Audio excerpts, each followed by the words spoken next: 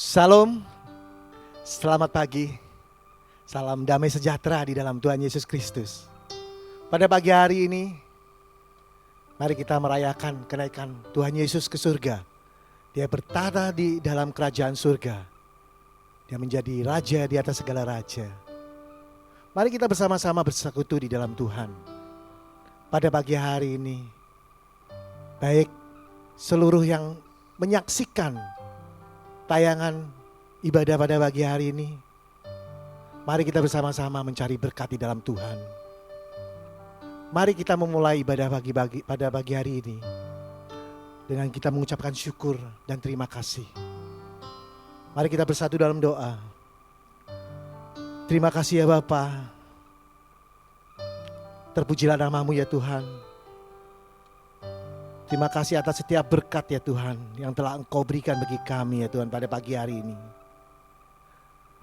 Pada pagi hari ini yang spesial ini ya Tuhan, di mana kami memperingati hari kenaikan Engkau ya Bapa ke surga. Engkau adalah Allah, Raja di atas segala raja, yang bertata di atas kerajaan surga. Berkuasa atas semua, baik di bumi dan di surga. Terima kasih ya Tuhan, kesempatan pada pagi hari ini kami bersyukur dan berterima kasih. Kami ingin meninggikan nama-Mu, kami ingin mengucapkan syukur atas kemuliaan yang telah Engkau berikan ya Bapa. Terima kasih ya Tuhan, Kau urapi kami, Kau berkati kami. Hadirat-Mu ada di tengah-tengah tempat ini, dimanapun berada ya Tuhan. Kami tahu Tuhan penyertaan-Mu sungguh luar biasa. Kami tahu penyertaan-Mu tiada habis-habisnya buat kami semua ya Tuhan. Kami ingin memberikan segalanya di dalam nama-Mu saja Tuhan. Karena hanya Engkau-lah Allah yang kami sembah. Allah yang kami puja dan kami tinggikan. Terima kasih ya Tuhan. Kami mengucap syukur di dalam segala hal. Dan kami akan menyiapkan hati kami pada pagi hari ini. Di dalam nama Tuhan Yesus Kristus, kita semua yang percaya katakan, amin. Terpujilah Engkau ya Tuhan. Saat ini ku bersyukur di padamu ya Bapa.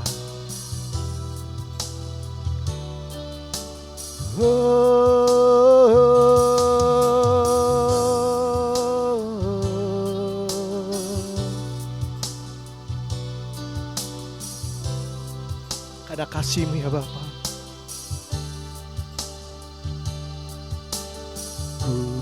Haleluya, haleluya. Ku bersyukur padamu Tuhan atas kasih-Mu dan bermazmur Tuhan, dan bermazmur bagi nama-Mu yang kudus. Haleluya. Sebab Engkau kebenaranku, padamu ku percaya. Betapa mulianya Tuhanku, ku rindu menyatakan.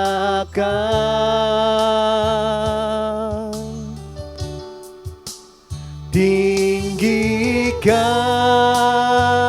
diri-Mu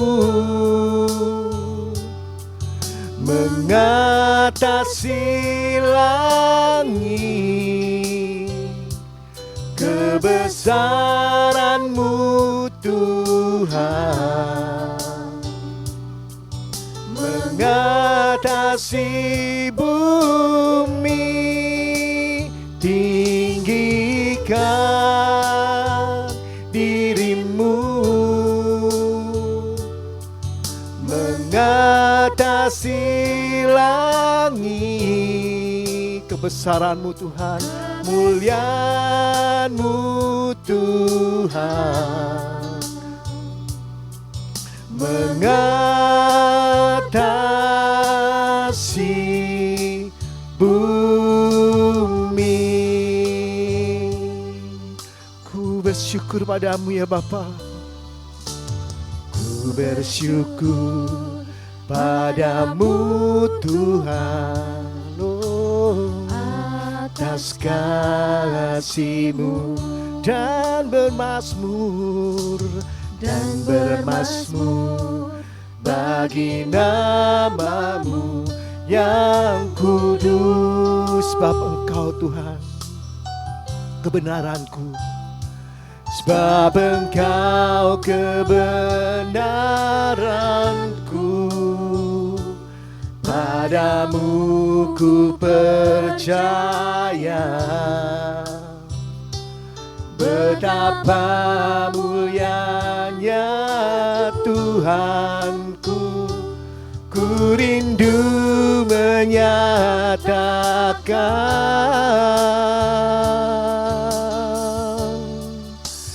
Tinggikan dirimu mengatasi langit,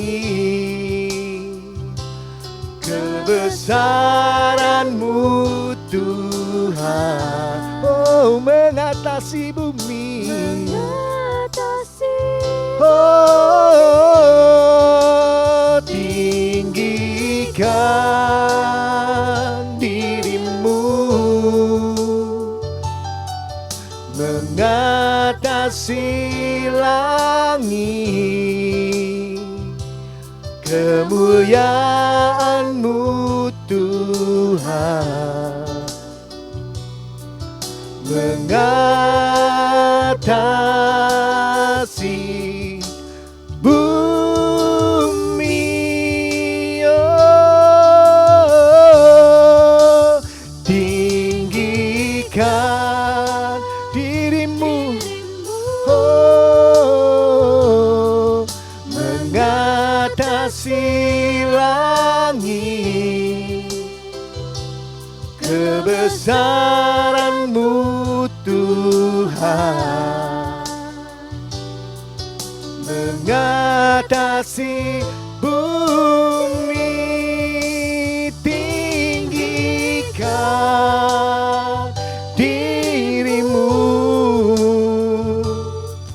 mengatasi langit, kemuliaan-Mu Tuhan mengatasi bumi, oh,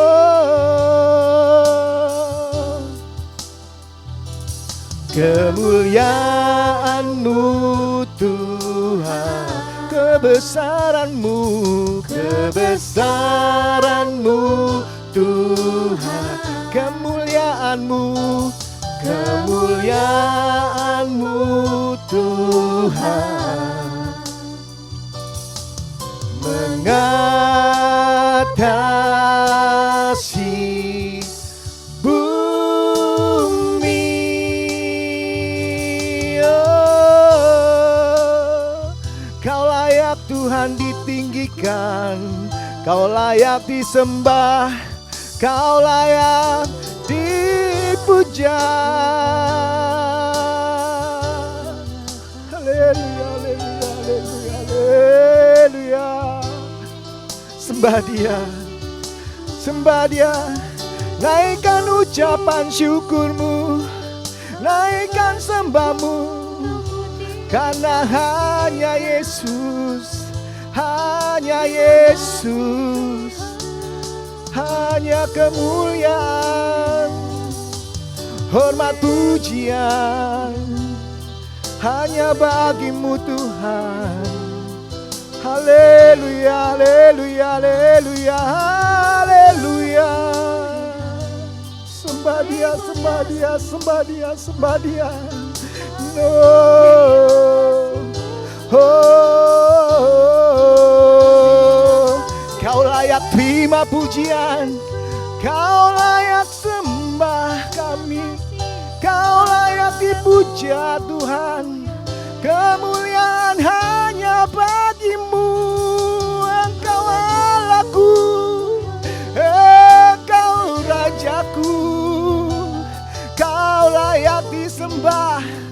Kau layak ditinggikan. Haleluya, haleluya, haleluya, haleluya, haleluya.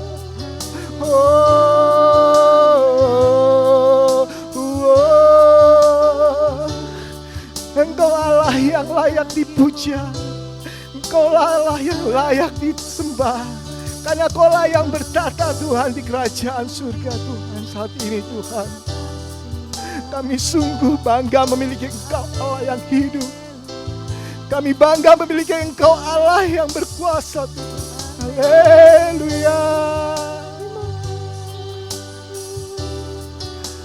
Haleluya.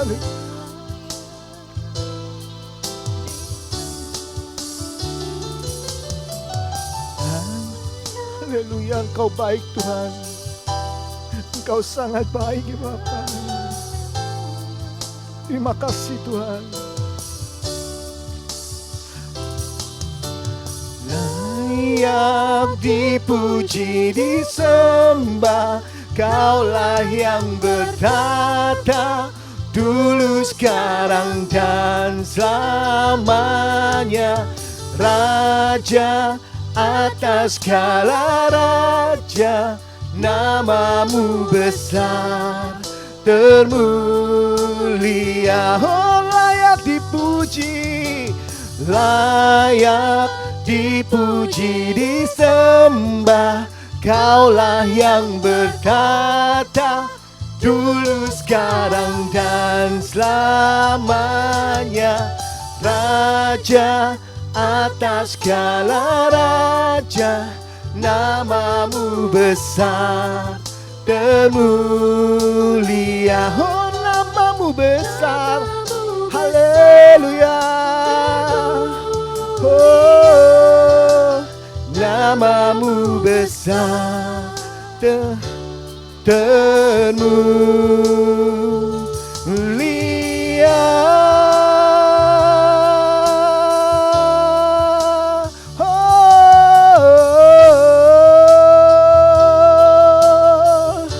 Kau layak disembah Tuhan.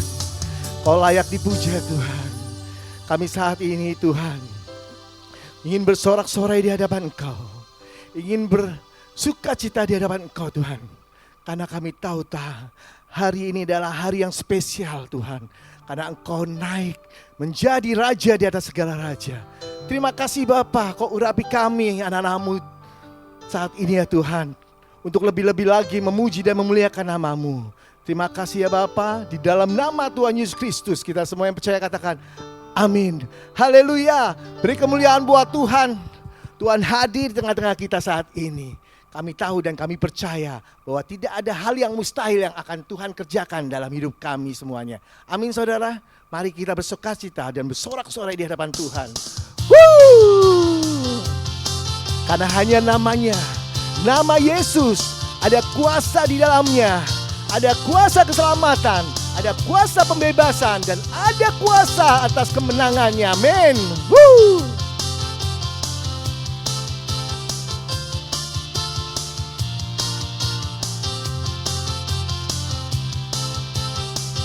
Namanya Tuhanku, menara yang teguh, kota benteng perlindunganku.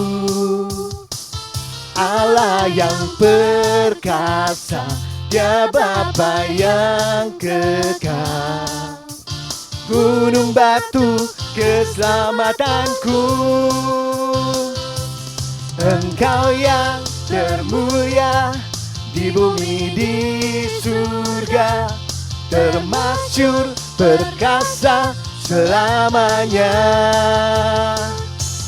Engkau yang berkuasa di dalam segala hal, ada kuasa dalam nama Yesusku. Haleluya.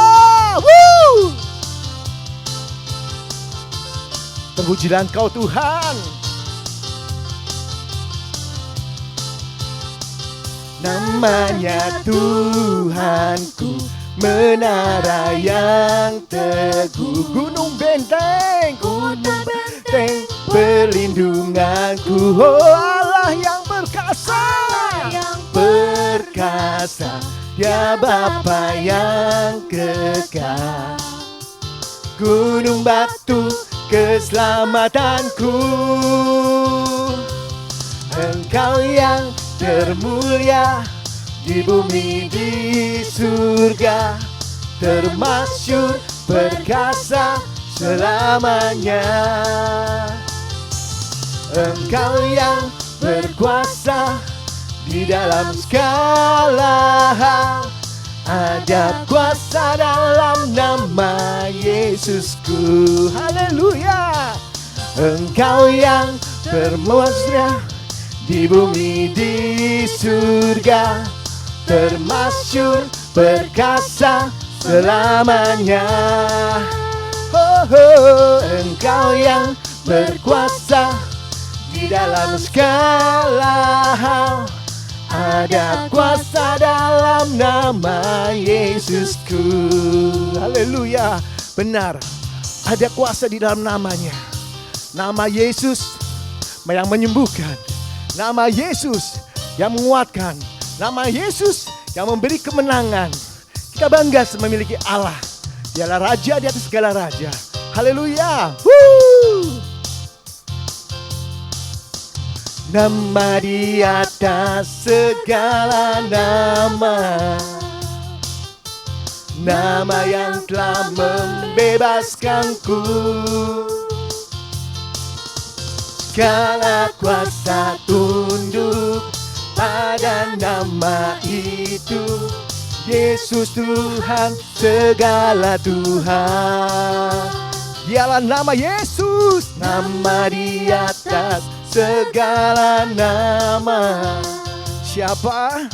Nama yang telah membebaskanku. Segala kuasa tunduk pada nama itu. Yesus Raja segala raja. Engkau yang termulia di bumi di surga, termasyur perkasa selamanya. Engkau yang berkuasa di dalam segala hal, ada kuasa dalam nama Yesusku. Katakan sekali lagi. Nah, Engkau yang termulia di bumi di surga, termasyur perkasa selamanya. Oh, oh, oh. Engkau yang berkuasa di dalam segala hal, ada kuasa dalam nama Yesusku. Ada kuasa dalam nama Yesusku. Oh, ada kuasa dalam nama Yesusku. Haleluya. Mari sama-sama bersorak. Haleluya.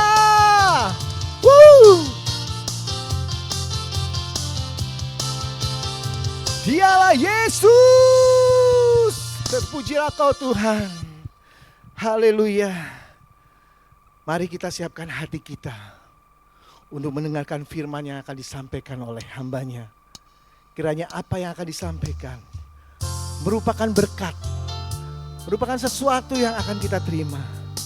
Saat ini kami tahu banyak permasalahan, banyak perkara, banyak hal yang tidak kita inginkan. Tapi itulah yang terjadi. Dan Tuhan memberkati kita semua. Dan tidak akan meninggalkan kita. Haleluya, haleluya. Oh, oh, oh.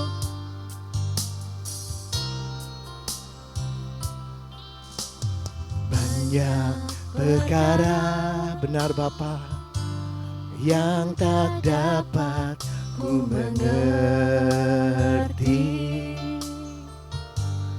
Mengapakah harus terjadi di dalam kehidupan ini? Satu perkara yang ku simpan dalam hati, tiada satu pun kan terjadi karena Allah peduli. Tanpa Allah peduli,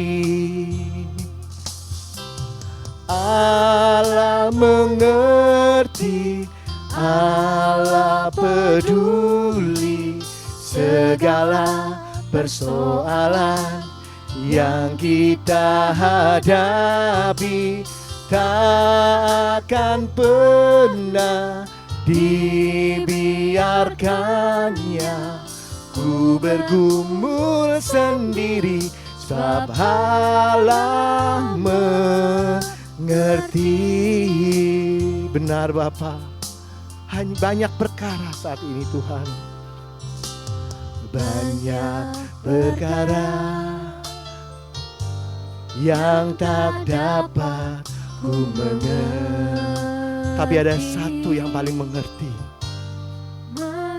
Haleluya Tuhan, harus terjadi saat ini Tuhan dalam kehidupan ini. Satu perkara yang ku simpan dalam hati, tiada satu pun kan, tiada satu pun kan terjadi. Oh, tanpa Allah peduli, Allah mengerti, Allah peduli segala persoalan yang kita hadapi.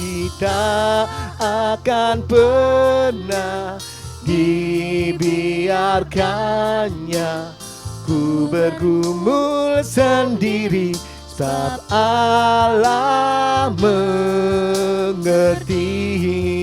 Oh, Allah mengerti, Allah peduli segala persoalan Tuhan yang kita hadapi. Tak akan pernah dibiarkannya ku bergumul sendiri, sebab Allah mengerti. Allah mengerti apapun yang menjadi persoalan kita, apapun yang menjadi perkara kita saat ini. Lepaskanlah, serahkanlah hanya di dalam nama Tuhan Yesus, karena Dia akan memberi jalan keluar. Dia akan memberi jalan keluar buat kita. Kami tahu Tuhan, kami percaya Tuhan, tidak ada hal yang mustahil yang akan Kau kerjakan dalam masalah ini Tuhan. Kami ingin segera selesai Tuhan, kami ingin segera pulih kembali ya Bapa. Hanya Engkau-lah yang akan menentukan, hanya Engkau-lah yang akan memberikan ya Bapa. Kami percayakan semuanya hanya di dalam nama-Mu saja Tuhan, karena hanya Engkau-lah yang berdaulat atas kami, atas hidup kami, dan atas segala hal dalam hidup kami Tuhan. Kami percaya itu. Haleluya, haleluya. Engkau adalah Allah yang mengerti. Allah mengerti, Allah peduli segala persoalan yang kita hadapi. Tak akan pernah dibiarkannya ku bergumul sendiri, sebab Allah mengerti.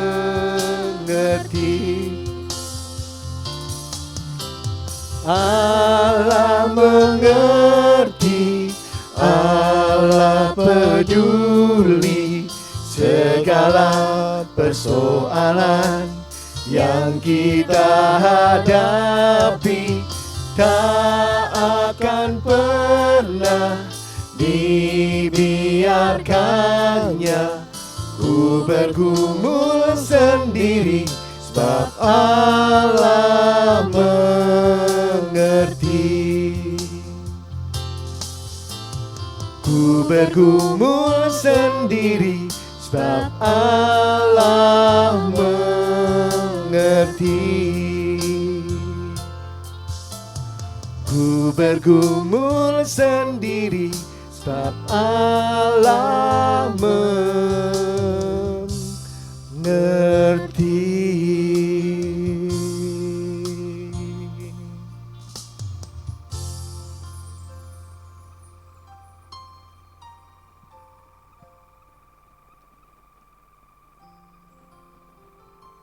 Kami mengucap syukur kepadamu Tuhan, karena hanya Engkau lah yang mengerti setiap kami Tuhan. Terima kasih untuk kasih-Mu. Terima kasih Tuhan. Bapa, kalau sebentar kami akan mendengarkan firman-Mu Tuhan. Urapi setiap kami Tuhan, supaya kami boleh mengerti kehendak-Mu di dalam hidup kami. Urapi juga hamba-Mu yang akan menyampaikannya Tuhan, sehingga apapun yang disampaikan hanya berasal daripada-Mu dan untuk kemuliaan nama-Mu. Terima kasih Tuhan Yesus, kami serahkan semuanya ke dalam tangan-Mu. Amin. Ya, shalom, selamat pagi Bapak Ibu Saudara.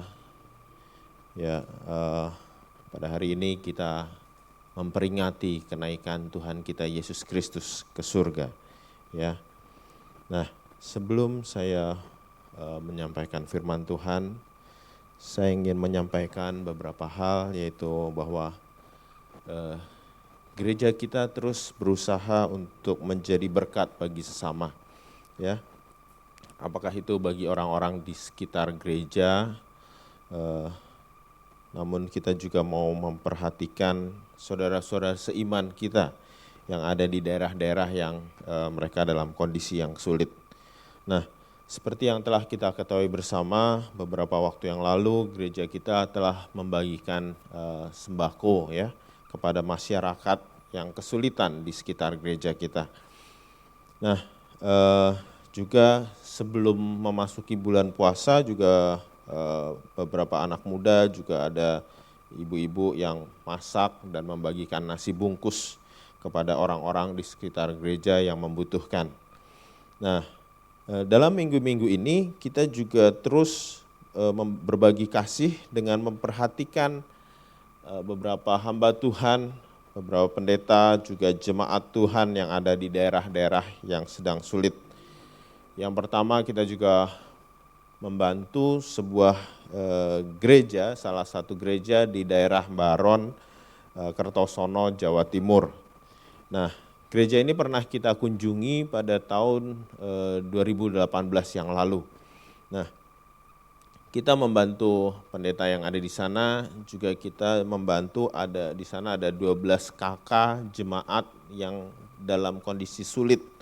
Kita bantu dengan cara kita transfer sejumlah uang untuk mereka. Nah, lalu juga ada satu gereja juga di daerah Sumber di Solo, Jawa Tengah. Gereja ini juga pernah kita kunjungi beberapa tahun yang lalu. Kita juga membantu pendeta yang ada di sana, juga ada jemaat-jemaat yang ada di sana yang kesulitan.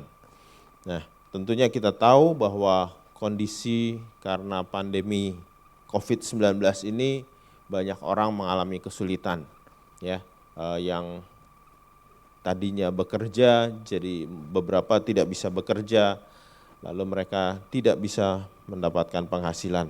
Nah, kita juga membantu pelayanan dengan membantu beberapa pendeta di daerah yang kesulitan melalui Bapak Pendeta Andiono. Lalu kita juga membantu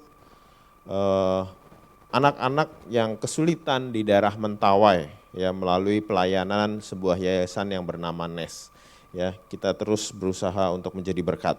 Nah, selain memperhatikan orang-orang yang di luar gereja kita, tentunya kita juga tidak lupa memperhatikan jemaat kita juga, ya.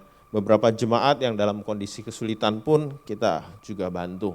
Nah, mungkin kalau Bapak Ibu Saudara ada mengetahui ada jemaat yang mungkin masih dalam kesulitan, bisa menghubungi pengurus, ya. Bisa menghubungi pengurus supaya kita bisa coba membantu untuk mengulurkan tangan kita bersama, ya. Nah, kita membantu mereka juga dengan memberikan bahan makanan ataupun juga ada yang kita bantu dengan memberikan uang supaya mereka di tengah kesulitan ini mereka tidak sampai nggak bisa makan, ya, supaya mereka juga tetap bisa menikmati berkat Tuhan. Nah, melalui kesempatan ini juga saya ingin mengucapkan terima kasih kepada jemaat, Bapak Ibu Saudara-saudari yang telah berpartisipasi memberikan bantuannya melalui persembahan misi maupun persembahan diakonia. Nah, juga kesempatan untuk kita membagikan kasih Tuhan masih terbuka pada masa-masa ini. Di masa pandemi corona ini biar kita terus juga bisa membagikan kasih Tuhan. Bagi yang rindu berpartisipasi, nanti di akhir tayangan khotbah ini akan ada nomor rekening yang dicantumkan dan Bapak Ibu Saudara bisa mentransferkan persembahan Bapak Ibu Saudara melalui rekening tersebut. Biar kiranya Tuhan Yesus yang memberkati Bapak Ibu Saudara sekalian. Nah, hari ini saya akan menyampaikan mengenai peristiwa yang akan kita peringati, yang hari ini kita peringati bersama, yaitu kenaikan Tuhan kita Yesus Kristus.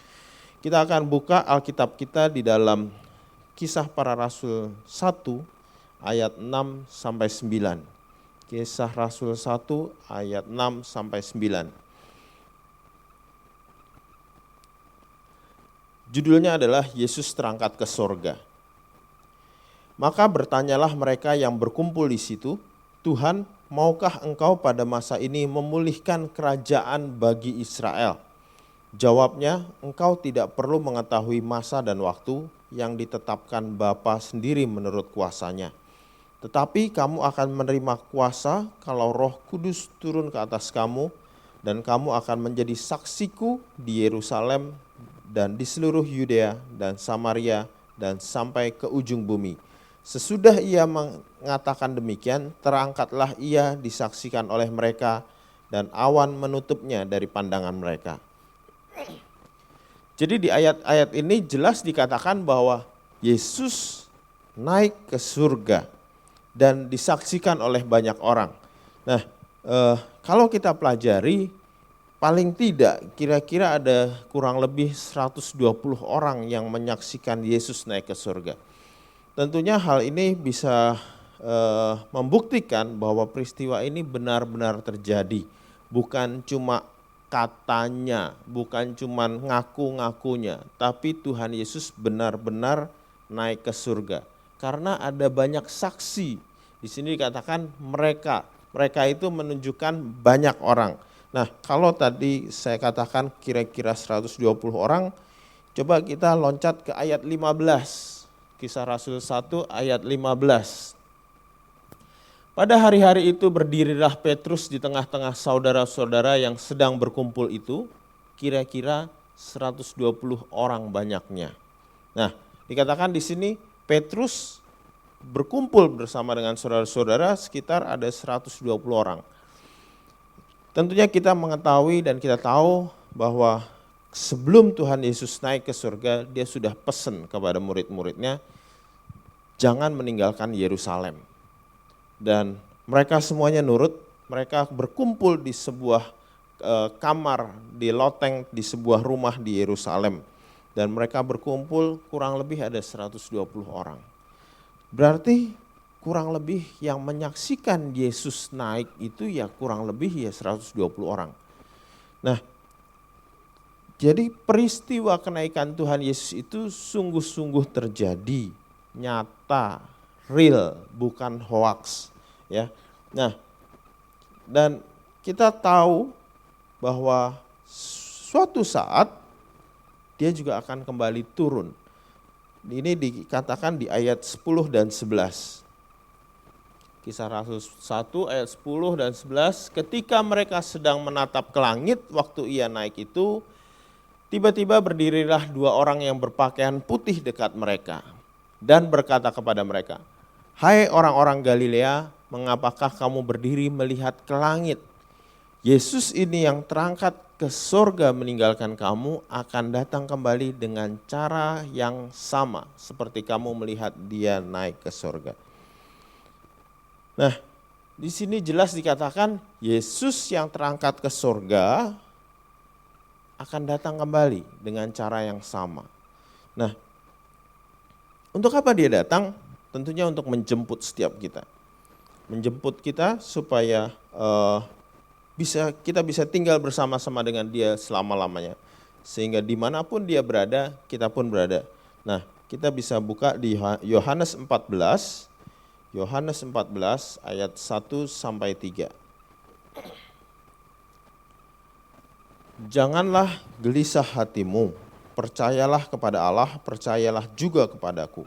Di rumah Bapakku banyak tempat tinggal. Jika tidak demikian tentu aku mengatakannya kepadamu. Sebab aku pergi ke situ untuk menyediakan tempat bagimu. Dan apabila aku telah pergi ke situ dan telah menyediakan tempat bagimu, aku akan datang kembali dan membawa kamu ke tempatku, supaya di tempat di mana aku berada, kamu pun berada. Ini adalah janji Tuhan Yesus sendiri. Jadi Tuhan Yesus sudah berjanji bahwa dia pergi untuk menyediakan tempat bagi setiap kita.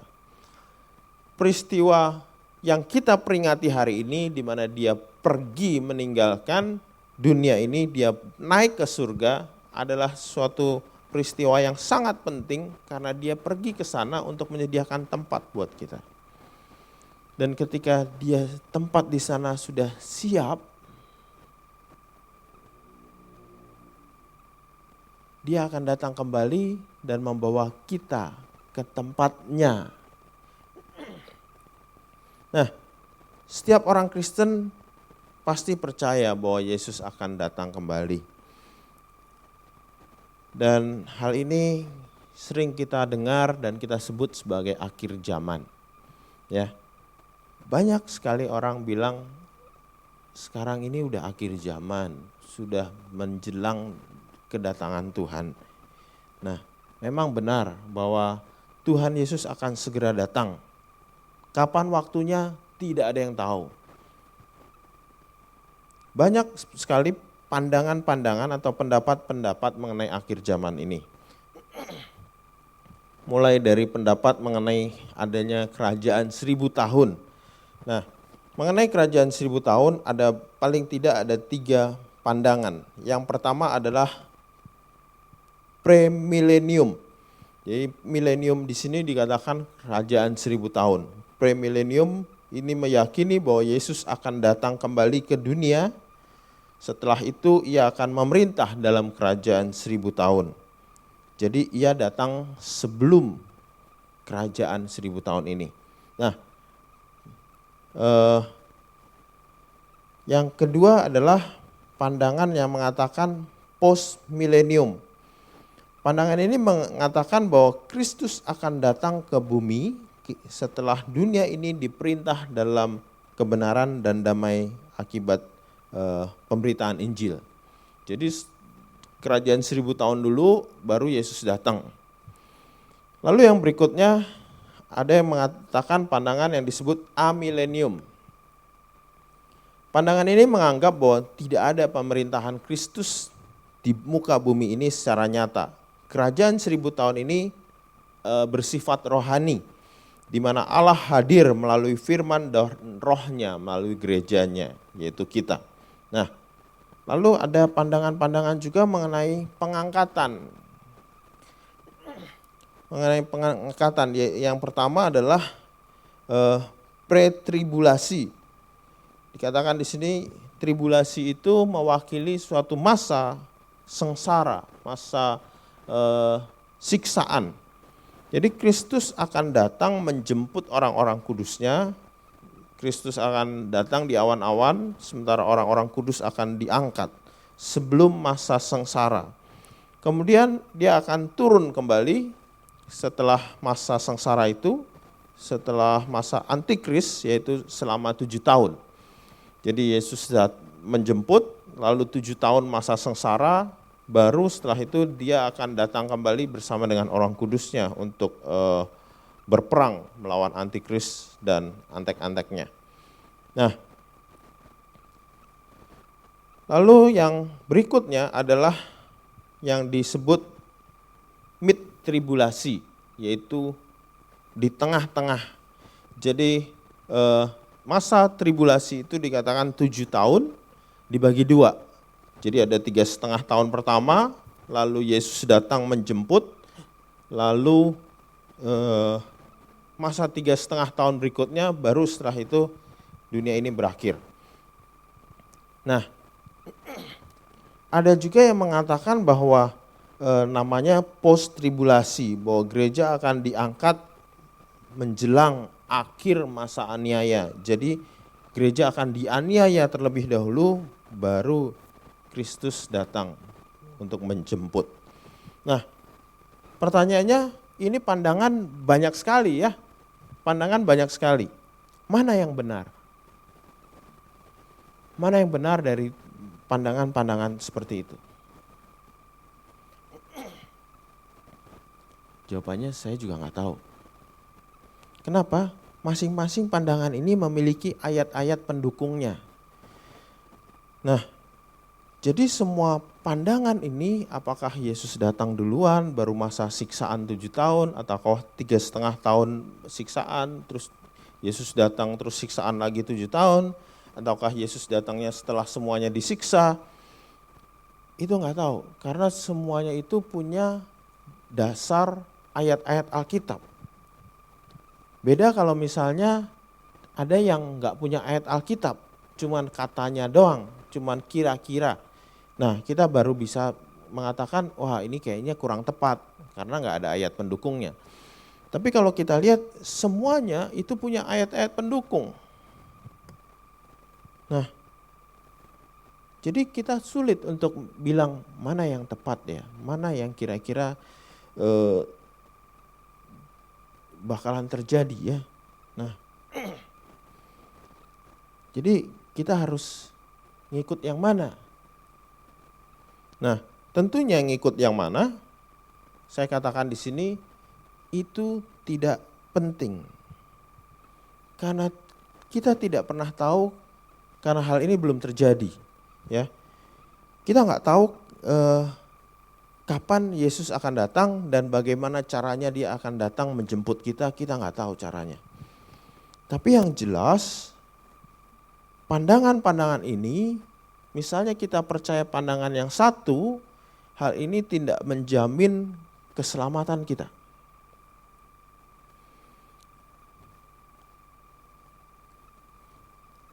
Kepercayaan kita terhadap satu pandangan tidak menjamin bahwa kita akan lebih diperkenan oleh Tuhan atau tidak. Nah, tentunya kalau kita mau diperkenan oleh Tuhan atau tidak, kalau kita mau tinggal bersama dengan Tuhan atau tidak, bukan masalah pandangan yang mana yang kita percaya, tetapi bagaimana kita hidup di dalam dunia ini, apakah hidup kita menyenangkan Tuhan atau tidak.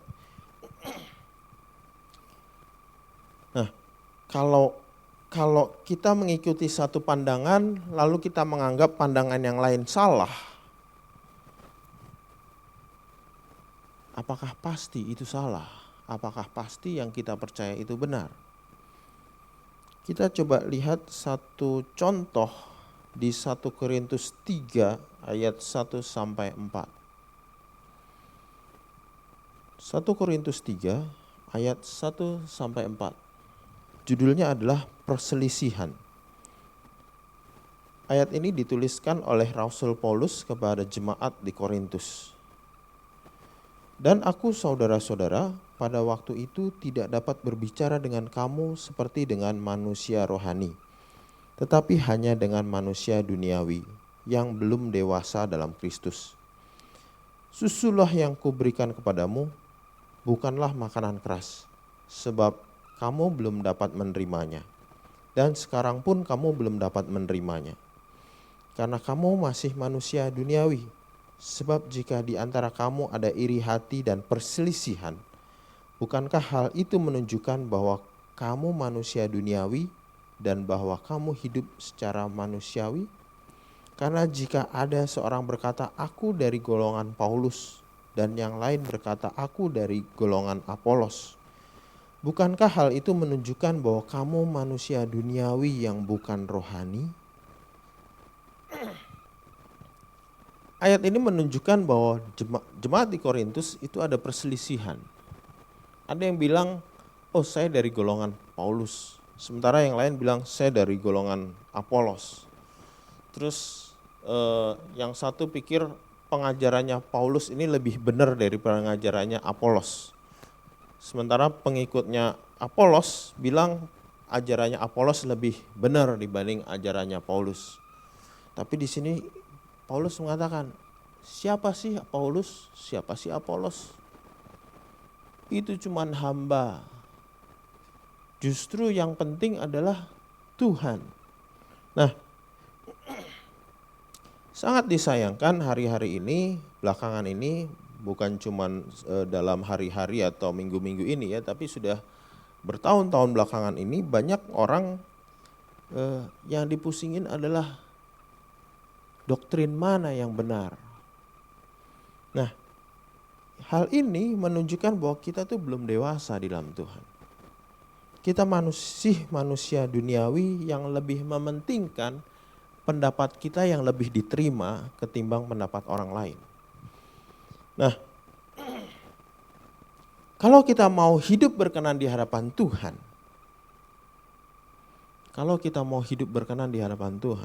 tentunya kita enggak lagi berpikir bahwa pendapat kita yang lebih benar. Kita tidak lagi berpikir bahwa golongan kita yang lebih benar. Jangan dengan mudahnya bilang orang lain salah. Jangan mudahnya bilang orang lain itu sesat. Selama orang itu mengatakan Yesus adalah Tuhan dan pandangannya berdasarkan dengan firman Tuhan, jangan kita mengatakan dia sesat. Kecuali kalau memang dia tidak mengakui Yesus itu Tuhan dan dia tidak berlandaskan dengan firman Tuhan. Tapi juga nggak ada untungnya juga buat kita untuk nunjuk-nunjuk golongan-golongan tertentu bahwa dia sesat atau kita menyalah-nyalahkan mengatakan agama lain itu salah. Nggak ada untungnya, nggak ada baiknya. Untuk apa? Bahkan Yesus sendiri berkata, kasihilah musuhmu. Kenapa kita harus cari musuh? Apapun yang kita lakukan dan kita perkatakan, itu akan kita pertanggungjawabkan di hadapan Tuhan. Jadi jangan sampai ada suatu perkataan yang tidak benar, tidak berkenan di hadapan Tuhan, yang keluar dari mulut kita. Kalau zaman sekarang, itu juga termasuk dalam apa yang kita posting, kita ketik di media sosial kita. Beberapa kali saya melihat di media sosial ada orang yang ngakunya Kristen berdebat dengan orang agama lain, bukan cuma debat tapi jelek-jelekin agama lain di media sosial. Hal ini sangat memalukan nama Tuhan. Jangan berpikir dengan kita melakukan itu kita membela nama Tuhan. Saya harus katakan bahwa Tuhan itu enggak perlu kita bela. Justru Tuhan yang membela kita. Jangan berpikir kalau kita melakukan itu Tuhan disenangkan. Justru kalau kita melakukan itu menyakiti hati Tuhan. Kenapa? Karena kita jelek-jelekin orang lain, kita ngata-ngatain orang lain, kita membuli agama lain. Bagaimana kita mau jadi berkat buat orang lain kalau kita membuli orang lain? Nah, beberapa hari yang lalu saya pernah membaca di sebuah berita bahwa ada seorang anggota marinir atau tentara di Indonesia ini yang harus mendapatkan sanksi atau hukuman karena istrinya nulis sesuatu di media sosialnya yang tidak baik terhadap pemerintah. Nah, hanya karena tulisan si istri, maka si suami ini kena sanksi, kena hukuman. Tentunya si istri juga kena hukuman. Si istri akan ada sanksinya tersendiri. Tetapi gara-gara tidak bisa menahan diri di media sosial, akhirnya kena hukuman. Oleh karena itu, biar kita sebagai orang-orang yang ngakunya Kristen, kita yang ngakunya sebagai anak Tuhan, kita coba hati-hati dengan perkataan kita. Kita hati-hati dengan apa yang kita lakukan, tindakan kita. Kita berhati-hati dengan segala hal yang kita posting, kita sampaikan di media sosial kita. Kita harus ingat bahwa kita pun juga tidak benar di hadapan Tuhan. Kita pun bersalah di hadapan Tuhan. Jadi jangan kita nyala-nyalain orang lain. Hanya karena kemurahan Tuhan saja, hanya karena kasih Tuhan saja, kita dibenarkan oleh Tuhan. Melalui kematian Tuhan, Yesus Kristus di kayu salib, kita bisa dibenarkan oleh Tuhan. Nah, kedatangan Tuhan Yesus kali kedua, tidak ada yang dapat mengetahui secara persis kapan dan bagaimana. Jadi kita udah gak usah memusingkan hal ini. Kita jangan mikirin, oh Tuhan Yesus nanti datangnya kayak gimana ya? Tuhan Yesus datangnya seperti apa ya? Tuhan Yesus datangnya kapan ya? Di tengah-tengah wabah corona ini banyak berita-berita. Salah satunya adalah berita bahwa katanya virus corona ini kan bikinan gitu ya. Kemarin sudah sempat disampaikan oleh Ibu Gembala bahwa virus corona ini katanya udah bikinan, lalu mereka sebenarnya udah punya vaksin, udah punya obat gitu ya. Terus nanti ada chip yang ditanamkan melalui vaksin. Apakah itu benar apa tidak, kita nggak tahu. Yang jelas, yang penting bagi kita adalah bagaimana kita hidup di hadapan Tuhan. Apakah hidup kita berkenan atau tidak di hadapan Tuhan. Saya percaya buat setiap kita, Bapak Ibu Saudara, gak akan sembarangan bisa terima orang masuk ke dalam rumah Bapak Ibu. Betul ya? Kita gak akan dengan mudahnya menerima orang untuk masuk ke dalam rumah, orang itu kita gak kenal, kita gak akan terima. Apalagi kalau orang itu sampai tinggal bersama-sama dengan kita. Kita gak akan mudah. Kita hanya orang-orang yang kita kenal, hanya orang-orang yang kita percaya, yang kita perbolehkan masuk ke dalam rumah dan tinggal bersama-sama dengan kita. Tentunya contohnya misalnya seperti suami istri itu kan percaya pastinya. Terus misalnya ada keluarga lalu kedatangan saudara dari luar kota. Mau tinggal di rumah karena saudara percaya bisa. Tapi kalau orang yang kita gak kenal, kita kan gak mudah kan bisa nerima mereka. Nah, demikian juga dengan Tuhan. Dia tidak akan sembarangan menerima orang untuk masuk dan tinggal bersama-sama dengan dia. Hanya orang-orang yang benar-benar dia kenal, hanya orang-orang yang benar-benar Dia perkenan dan hanya orang-orang yang dia percayai saja yang dia izinkan masuk dan tinggal untuk bersama-sama dengan dia. Nah, jadi pada kesempatan ini, di saat kita memperingati kenaikan Tuhan kita Yesus Kristus ke surga, biar kita juga boleh mengingat bahwa Dia, Yesus yang sudah naik ke surga, akan kembali menjemput setiap kita. Yang perlu kita perhatikan adalah biar kita terus merenungkan dan mengevaluasi diri kita masing-masing.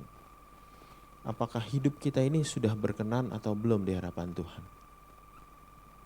Apakah hidup kita ini sudah bisa dipercaya atau belum oleh Tuhan? Jangan seperti kejadian ketika ketika Yesus marah di pelataran bait suci. Banyak orang percaya kepada dia, tapi Yesus tidak mempercayakan diri kepada mereka. Apakah kita termasuk golongan orang yang dipercaya oleh Tuhan ataukah tidak? Biar kita terus mengevaluasi diri kita. Kalau kita benar-benar rindu untuk tinggal bersama-sama dengan Tuhan, biar kita terus berusaha supaya hidup kita berkenan di hadapan Tuhan. Amin buat firman Tuhan. Saya ajak kita menyanyikan sebuah pujian.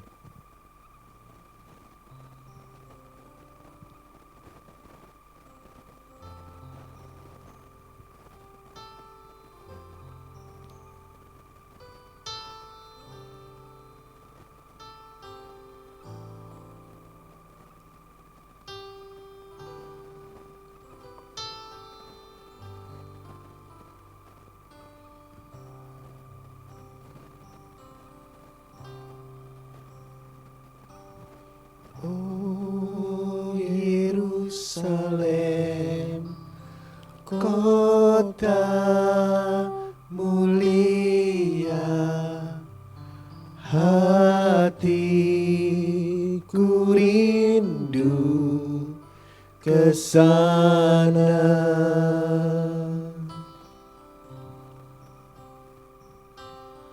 Oh Yerusalem, kota mulia, hatiku rindu ke sana. Tak lama lagi Tuhanku datanglah, bawa saya masuk sana. Tak lama lagi Tuhanku datanglah,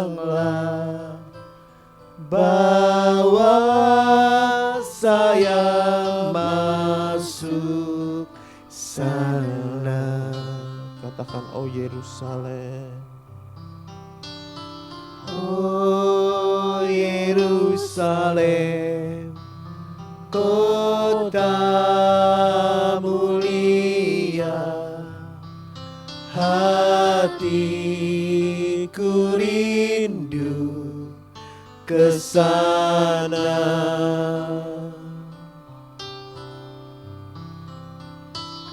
Oh Yerusalem,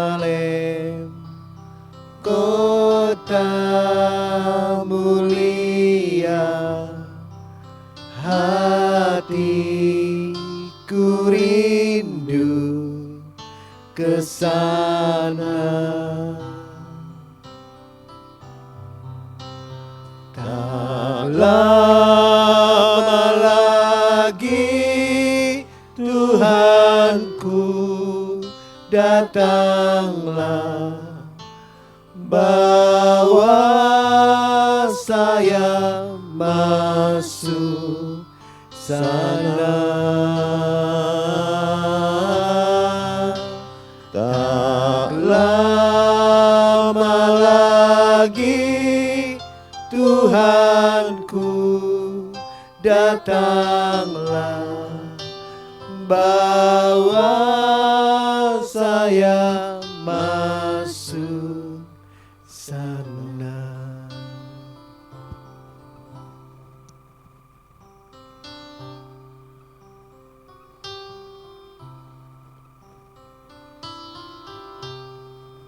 Kalau kita benar-benar rindu untuk dijemput oleh Tuhan, kalau kita benar-benar rindu untuk tinggal bersama-sama dengan Tuhan Yesus Kristus di dalam rumah Bapa,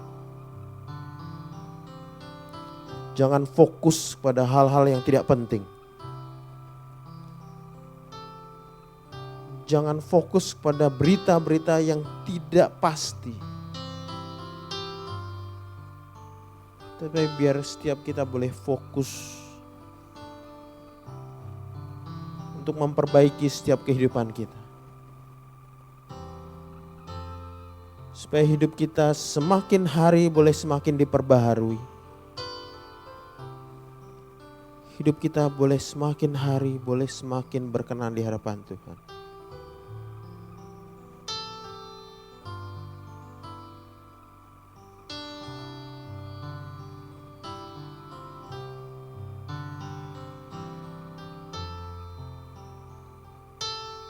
Jangan berpikir kapan Yesus akan datang. Dengan cara apa dia akan datang. Tuhan akan datang segera. Dia bisa datang pada saat ini juga. Dia bisa datang beberapa jam lagi. Dia bisa datang besok. Dia bisa datang minggu depan. Dia bisa datang tahun depan. Bahkan mungkin dia bisa datang 10 tahun lagi, 15 tahun lagi, atau 50 tahun lagi. Tapi itu udah gak penting. Firman Tuhan jelas mengatakan tidak ada seorang pun yang tahu kapan waktunya. Tapi yang jelas, dia yang sudah naik, dia akan turun dengan cara yang sama untuk menjemput kita semua. Pastikan bahwa kita benar-benar dijemput oleh Dia.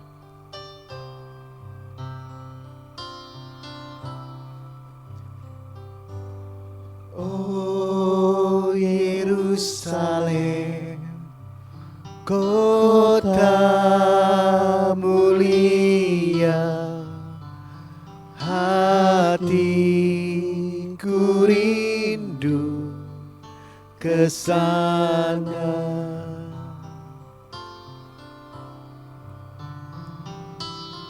Oh Yerusalem, kota mulia, hatiku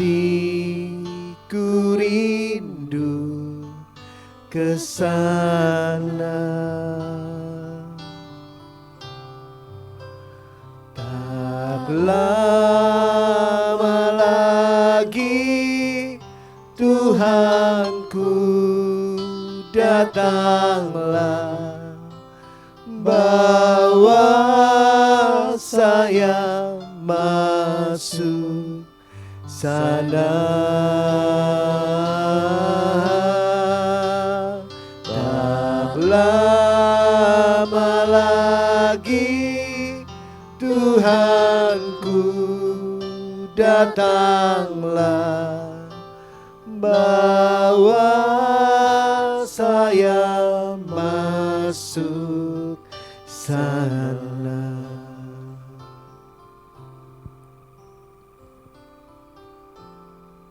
Bapa, pada saat ini kami datang kepadamu Tuhan.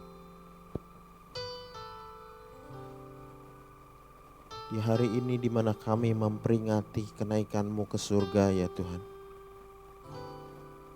Kami diingatkan bahwa Engkau akan datang kembali. Dan Engkau datang kembali untuk menjemput setiap orang yang hidupnya berkenan di hadapan-Mu, Tuhan.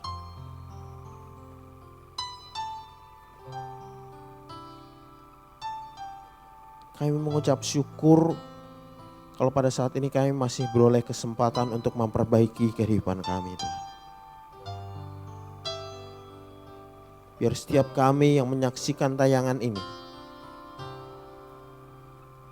kami boleh mempergunakan kesempatan yang ada. Supaya hidup kami boleh diperbaiki. Hidup kami boleh diperbaharui. Sehingga kami boleh semakin berkenan di hadapan-Mu, Tuhan. Kami mengucap syukur Tuhan untuk firman-Mu. Kami mengucap syukur untuk kasih-Mu. Kami mengucap syukur kalau Engkau naik ke surga untuk menyediakan tempat bagi kami. Terima kasih Tuhan. Pada saat ini Tuhan kami berdoa untuk saudara-saudara kami yang dalam kesulitan Tuhan. Jemaat-Mu yang dalam kesulitan Tuhan, Kau yang tolong Tuhan. Untuk saudara-saudara kami yang mungkin di daerah-daerah lain, di kota-kota lain, atau di tempat-tempat terpencil yang mereka sedang mengalami kesulitan. Tuhan biar kiranya Engkau lawat mereka juga Tuhan. Terima kasih Tuhan. Jadikan kami uluran tangan kasih-Mu Tuhan. Terima kasih Tuhan. Kami juga berdoa Tuhan untuk bangsa dan negara kami Tuhan. Wabah ini belum selesai Tuhan. Tapi biar kiranya melalui wabah corona ini Tuhan, nama-Mu boleh semakin dipermuliakan. Kami berdoa untuk mereka yang terkena sebagai orang-orang yang menderita penyakit COVID-19 ini Tuhan. Nyatakan kasih-Mu Tuhan. Kami berdoa untuk anak-anak-Mu sebagai tenaga medis. Kuatkan mereka Tuhan. Terus beri hikmat kepada mereka Tuhan. Kami berdoa untuk pemerintahan yang ada Tuhan. Kami berdoa untuk Presiden Bapak Joko Widodo Tuhan. Untuk para menteri Tuhan. Berikan hikmat-Mu kepada mereka Tuhan. Supaya mereka dapat melakukan tugas mereka dengan benar di hadapan Kau. Terima kasih Tuhan. Terima kasih Tuhan.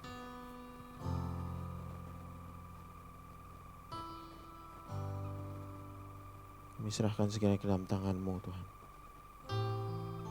Dan biar kiranya Engkau memberkati setiap anak-anak-Mu Tuhan. Sekarang Bapak Ibu Saudara, terimalah berkat yang berlimpah-limpah dari Allah Bapa. Kasih sayang dari Tuhan Yesus Kristus dan persekutuan dengan Roh Kudus ada menyertai setiap kita mulai saat sekarang ini sampai selama-lamanya. Amin. Tuhan Yesus memberkati.